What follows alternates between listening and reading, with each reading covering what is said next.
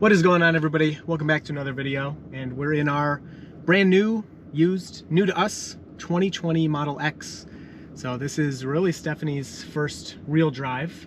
We took it for a spin when we first got it for like a 1/10 of a mile or something, but finally have a chance to get out and drive it, and just wanted to introduce you to the car, tell you about it, show you some of the cool things, and talk about the crazy status of Tesla vehicles, either new or used. So we ordered a refresh Model X in February of 2021. As of filming right now, it's December 1st actually, and still we don't really have an estimated date of delivery for our refresh Model X. It says January, so who knows what that means. Until you have a VIN on Tesla's website, the to be determined or estimated delivery dates don't really mean all that much. Okay, so we're back in the garage to take a closer look at our Model X, our 2020 Long Range Plus 6-seat, black interior, midnight silver metallic exterior Model X. And you'd be forgiven for initially mistaking this for a Model Y if you've seen my videos from this angle, because it's the same color. It actually does look pretty similar in size, especially the height, although it is wider and longer. But this is our third Tesla. We had the Model 3 we bought in 2019. We traded that for the Model Y this year in June of 2021. And we got this Model X at the end of November 2021, and all three of our Teslas have been midnight silver metallic. And it's funny because that was the color I originally wanted for my Model 3, but I've never actually custom built a Tesla. I've always bought either inventory or a used one. In this case, while I did want this color on my original Model 3 I bought, my wife ordered white on the refresh Model X we had on order, but more about that in a minute. So let's just check out this car. Now keep in mind it is used, and you'll see evidence of that around. So the first thing is the door handles had these like covers on them that neither of us liked, so we took those off. Still working on getting this sticky stuff off. If I would have known it was so difficult, I probably would have just left them on. But these doors, you don't want to click on the outside, you want to click on the inside, and they're all automatic on the Model X, which is really cool. And initially I was kind of like, gimmicky, you know, like if you have the key fob on you, which I don't right now, and you walk up to the driver's door, it'll automatically open. I got used to that like instantly, and walking up to the Model Y, it was kind of weird having it not open. So coming over to this side, you can see we have a decent amount of room, but not a ton of room. And I also did not take these off of this side yet. But if I click the door handle here, you can see I can step back and no problem, we will fully open. We can get the kids in and out, and man, is it nice getting the kids in and out of here. You can just walk up and you're like open. So you can see here as I walk up to the door, I mean, it's just like you're stepping inside the car almost. It's so open. Have a baby, you can just set them in there. It's so much easier even than the Model Y. I mean, the Model 3 was kind of difficult, first world problems, but the Model Y still a little better than the 3. It's a little taller, but this is just so nice. And then taking a look inside here, of course, it is the black interior, 6-seat, so there's nothing in the middle. So here are the rear seats back here. Of course, you can fold them down for more room in the trunk. But this car is just like so big, I can like walk around in the car when the child seats are not in it. So really cool from that aspect. So now I'm sitting in the car, the doors are open. One of the cool things you can do here is you can open the settings, and the first thing you see is you can close all of these. It looks like this door stopped a little early, and I can override it if I want, but I can just click all of these buttons. I can actually just click that one button and it will close all of the doors automatically for me. Okay, so a few more things I want to talk about sitting in this car. It's not all perfect, so let's start with just a couple of the complaints that we both had so far. Now, keep in mind these are pretty nitpicky, but this car is insanely expensive. Even though it was used, getting it new is pretty much impossible right now. If you order today, you're not getting it till like 2023. But even our order from February of 2021 is not estimated to come until February of 2022. So a year later. But this car was still very expensive. And so some nitpicky things. Number one, the noise in here, the cabin is pretty loud. And I kind of think something's wrong in the driver's area.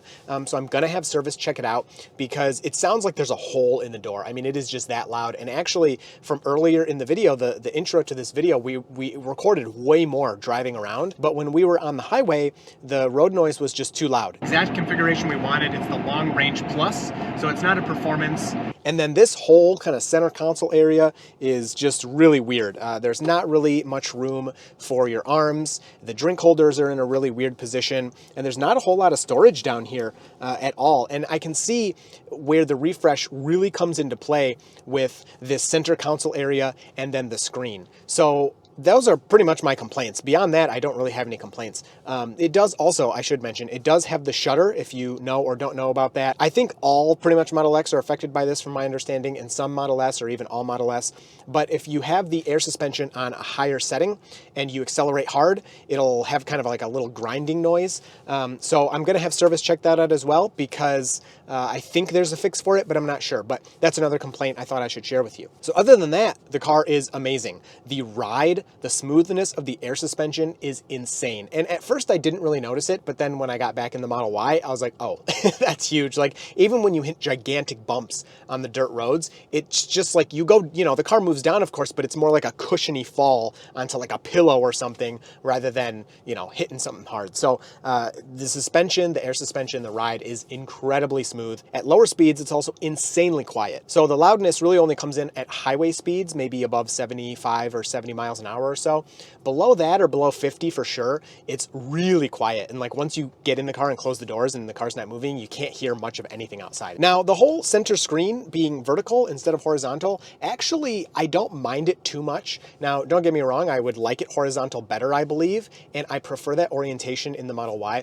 But now, getting back in the Model Y, the screen in the Y seems so small. It seems almost ridiculous. Like, even though this screen is the wrong orientation, in my opinion, it's better. It's so much better just because it's bigger. Now, the refresh rate on the screen seems like it's 30 hertz, which is not nice. I can definitely tell, like, on static images, you know, the screen is great. It looks fine.